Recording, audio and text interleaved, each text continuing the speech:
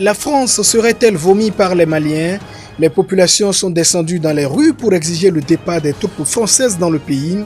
Elles les soupçonnent d'être à la base des différentes attaques djihadistes. En Algérie, le nouveau président élu tente de calmer les manifestants. Abdelmadjid Tebboune se dit prêt à un dialogue avec le mouvement de contestation, annonce faite au cours d'une conférence de presse. Et puis Félix Tshisekedi défend son projet de budget. Le président de la RDC juge réaliste les 10 milliards de dollars prévus pour 2020. Il répond ainsi au FMI qui a émis des réserves sur cette enveloppe.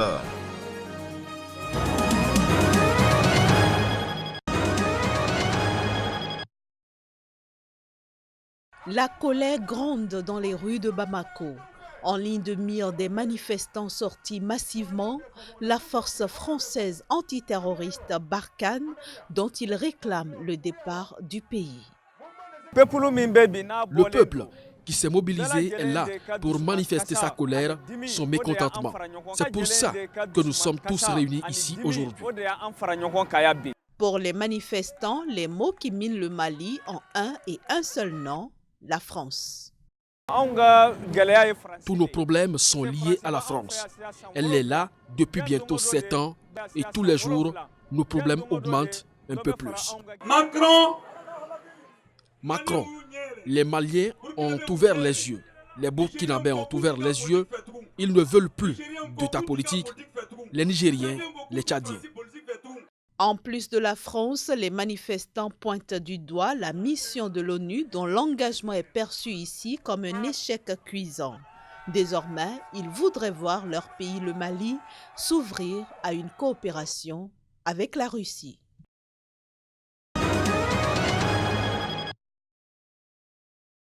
Le frère de l'ancien président burkinabé Blaise Compaoré est mis en cause dans l'assassinat en 1998 de Norbert Zongo, journaliste d'investigation indépendant très critique vis-à-vis du pouvoir de l'époque. En juin, la Cour de cassation française avait validé l'extradition de François Compaoré vers le Burkina Faso. Le gouvernement français doit désormais prendre un décret pour rendre effective son extradition, qui pourrait encore alors être contestée par ses avocats.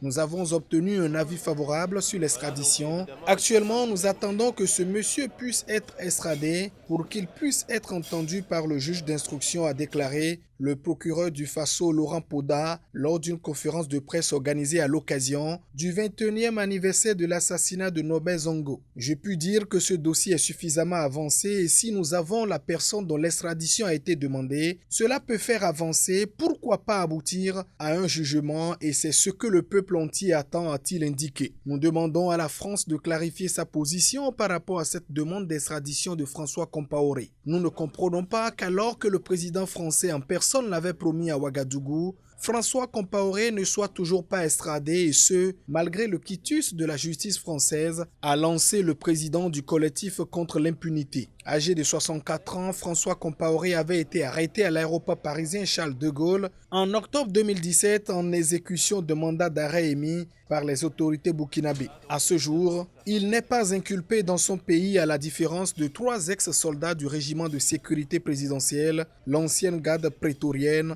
de Blaise Compaoré.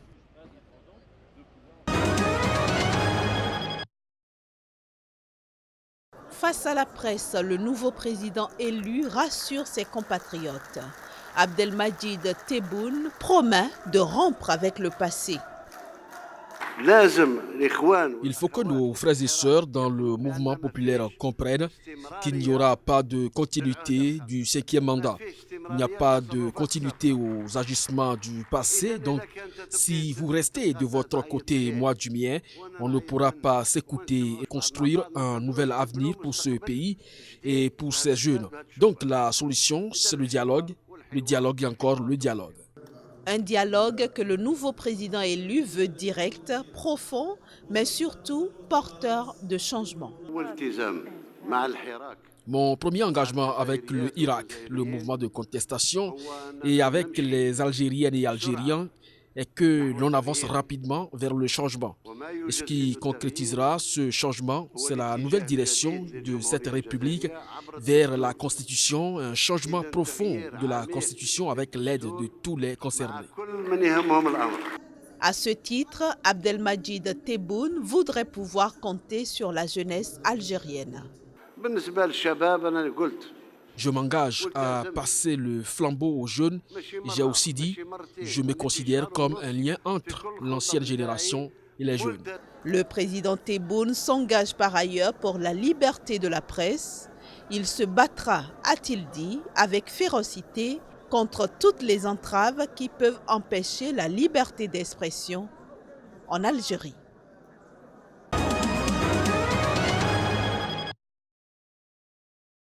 C'est en uniforme militaire que le maréchal Haftar a annoncé une bataille décisive et une progression vers le cœur de Tripoli.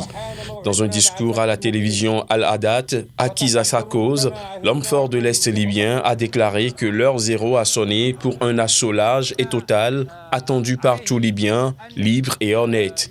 De leur côté, ses rivaux loyaux au gouvernement d'union nationale, reconnu par l'ONU et basé à Tripoli, ont affirmé que la situation était sous contrôle et qu'ils maintenaient leur position au sud de la capitale où se concentrent les combats depuis le début de l'offensive des forces pro-Haftar. Le ministre de l'Intérieur du gouvernement d'union nationale, qui se dit prêt à repousser toute nouvelle tentative, qualifie l'annonce faite par Khalifa Haftar de nouvelles tentatives désespérées. Le maréchal Khalifa Haftar tente depuis le 4 avril dernier de s'emparer de la capitale libyenne. Après avoir prévu une victoire rapide en annonçant son offensive contre Tripoli, l'homme fort de l'Est libyen avait aussi promis en juillet une victoire imminente, sans toutefois que ces promesses ne se traduisent par des percées sur le terrain. Depuis le début des combats en avril, plus de 1000 personnes sont mortes et plus de 140 000 ont été déplacées selon l'ONU.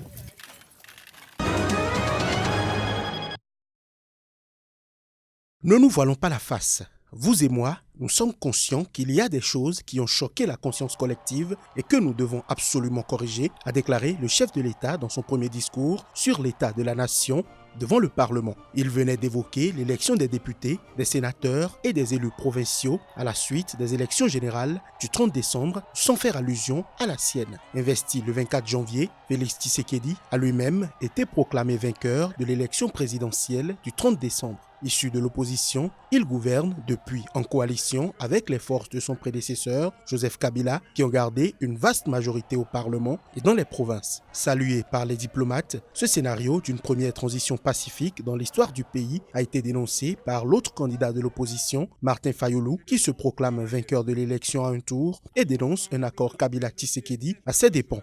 Tshisekedi n'a fait allusion à aucun fait précis dans son discours prononcé dans une salle chauffée à blanc par les combattants de son parti d'origine, l'UDPS. Ne devrions-nous pas nous interroger sur les avantages du rétablissement du second tour de l'élection présidentielle de manière à ce que le vainqueur puisse être investi de la légitimité suffisante pour appliquer sa vision, a-t-il déclaré à la surprise d'une partie de l'assistance. L'élection à 2 tours en 2006 n'avait pas empêché des violences post-électorales début 2007 dans les rues de Kinshasa entre l'armée du président Kabila et les milices du candidat déçu Jean-Pierre Bemba. Le président Tshisekedi a promis qu'il ne toucherait pas à la limitation du nombre de mandats présidentiels.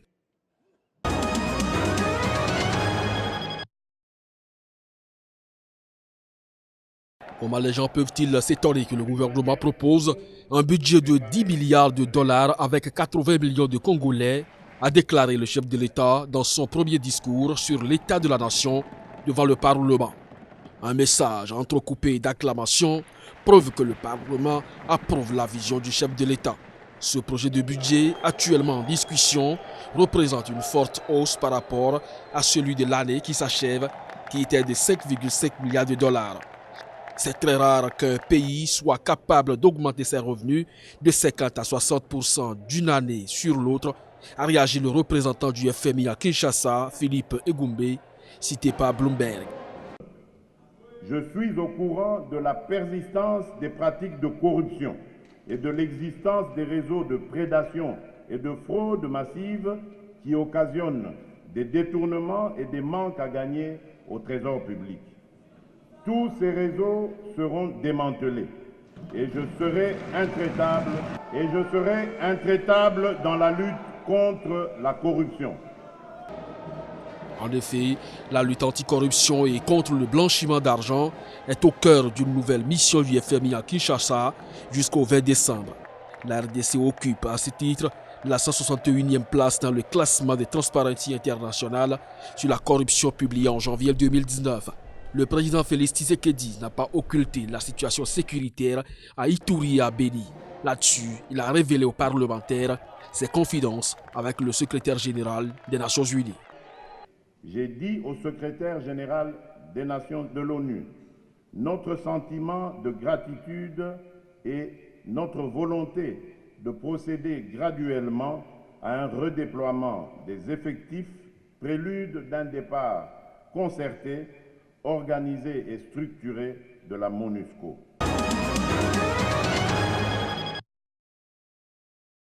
La mise en œuvre du statut spécial des régions du nord-ouest et du sud-ouest du Cameroun sont au cœur du projet de loi en examen au cours de cette session extraordinaire convoquée par le chef de l'État, Paul Biya. Dès l'ouverture des assises, le président de l'Assemblée nationale a assuré qu'il est question de donner un coup d'accélérateur au processus de décentralisation. Depuis 2 ans, le conflit entre séparatistes anglophones et l'armée a fait plus de 3000 morts selon des ONG. Après avoir longtemps refusé tout débat, le président Paul Biya avait organisé début octobre un grand dialogue national avec pour ambition de mettre fin à la crise.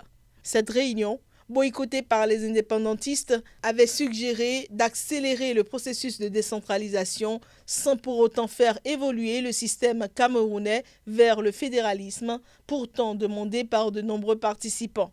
Depuis le grand dialogue, la violence s'est intensifiée dans ces régions situées dans l'ouest du pays, à la frontière avec le Nigeria. Cette nouvelle session parlementaire durera au maximum 15 jours. Le Sénat se réunit également en session spéciale. Il faut souligner que le parti au pouvoir, le Rassemblement démocratique du peuple camerounais, dispose d'une majorité écrasante à l'Assemblée nationale.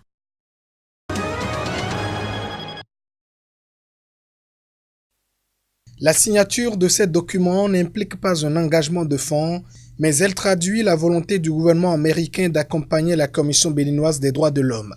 Quoique primaire, cette démarche est reconnue par la Commission en raison de la promptitude de l'USAID. Le peuple américain est le premier qui apporte un appui à notre institution à ses débuts, et ceci à travers la signature de l'amendement numéro 10 à l'accord de subvention de l'objectif de développement entre le Bénin et les États-Unis d'Amérique à travers l'Agence américaine pour le développement international. La Commission béninoise des droits de l'homme et l'USAID opèrent sur des terrains communs, la promotion et la défense des droits humains.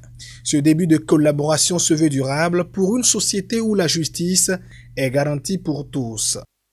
Nos deux pays ont un intérêt commun à protéger les droits de l'homme, qui sont des valeurs universelles qui transcendent toutes les frontières.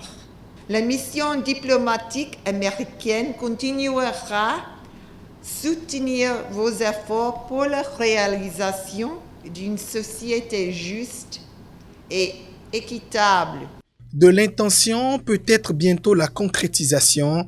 C'est en tout cas le vœu des membres de la Commission béninoise des droits de l'homme.